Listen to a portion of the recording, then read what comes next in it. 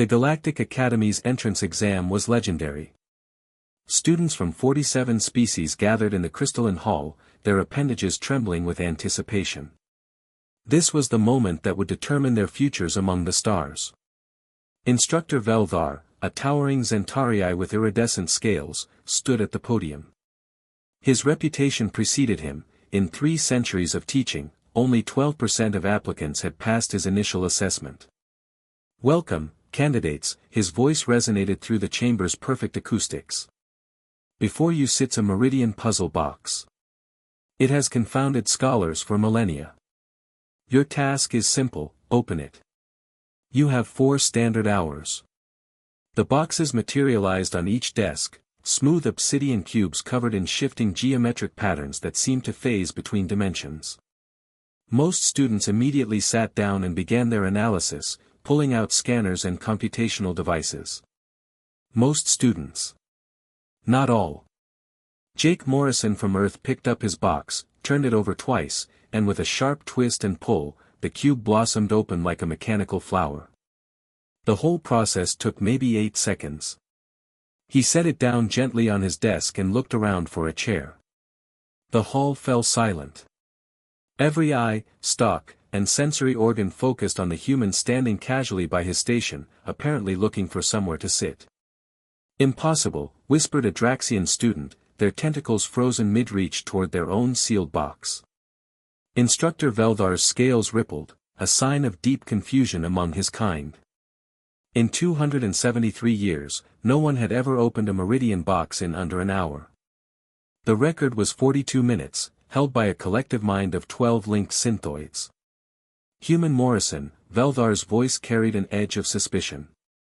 "Explain yourself." Jake finally found a chair and dragged it over. "Sir. I opened the box like you asked. The Meridian Puzzle Box is a test of lateral thinking, spatial reasoning, and pattern recognition across 17 dimensions. It should be impossible to." Veldar stopped himself. "Show me." "Close it and open it again." Jake shrugged and reached for the box. With practiced movements, he collapsed the segments back into a cube, then repeated the opening sequence.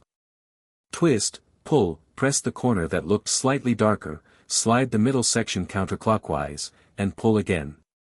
8 seconds, maybe 9 this time. A Yithian student's translator malfunctioned, emitting a sound like steam escaping from a kettle. Others began frantically analyzing their own boxes, trying to replicate Morrison's movements. "How did you know the sequence?" Veldar demanded, descending from the podium. This was unprecedented. "Well, sir," Jake scratched his head, "it's just a puzzle box, right? We have these on Earth. My grandpa used to make them in his workshop. Japanese puzzle boxes, Chinese trick boxes, even did a phase where he was into those sequential discovery puzzles. This one's more sophisticated, sure, but the principle's the same." "The same?"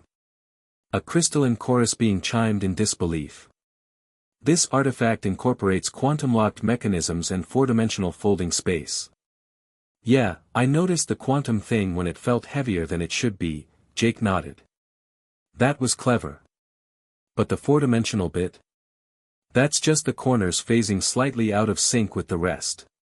Once you account for that, it's actually pretty straightforward. The weight distribution tells you which sections are hollow, the temperature differential shows you where the moving parts are, and that one segment that's slightly darker. That's always the first pressure point in any decent puzzle box." Veldar was silent for a long moment. His scales had turned a pale blue, shock, in Zentarii body language. "You're telling me," he said slowly, "that your species creates these, as entertainment?" "Oh yeah," Jake brightened. "Some folks collect them. There's this one guy in California who has over 3,000 puzzle boxes. Took him 40 years to solve one of them. He was pretty happy about it though." 40 years to solve a recreational puzzle, Veldar repeated numbly. "Well, it was a hard one," Jake said defensively. "Had like 257 steps. A Korthan student's breathing apparatus failed momentarily. 257 steps. For fun. Veldar looked at the Meridian box, an artifact his people had discovered in ancient ruins, something that had stumped researchers for generations, now sitting casually open on a human's desk like a half-finished sandwich. Tell me, Human Morrison, Veldar said carefully, what do your people do when you're not creating impossible puzzles for amusement? Jake thought about it. Well, we solve problems mostly. Build things. Take things apart to see how they work. Get bored pretty easily, so we make stuff challenging for ourselves. Oh, and we argue a lot about the best way to do basically everything. You intentionally make things difficult, Veldar said, his scales now shifting through colors that didn't have names in most languages. As a species. I mean, yeah. Easy gets boring fast. Jake looked around at the other students still struggling with their boxes. Should I help them? Grandpa always said you should share knowledge freely.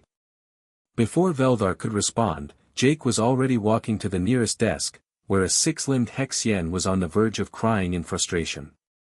Hey, so first thing you want to feel for is the weight distribution, Jake's voice carried through the hall. Ignore what your eyes tell you, that's part of the trick. Close your eyes if it helps. Instructor Veldar returned to his podium and made a note in his data pad. Beside Jake Morrison's name, he wrote. Species designation, human. Status, approved. Note, recommend monitoring. They consider ancient quantum artifacts to be basic puzzles. Cultural assessment suggests systematic weaponization of boredom.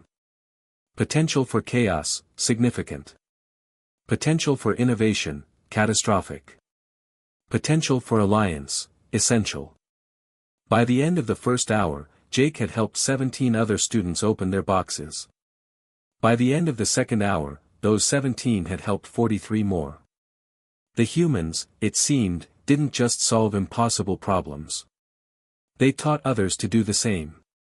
And across the galaxy, in 73 different languages, the same phrase began to circulate among the galactic academic community: never, ever, bore a human.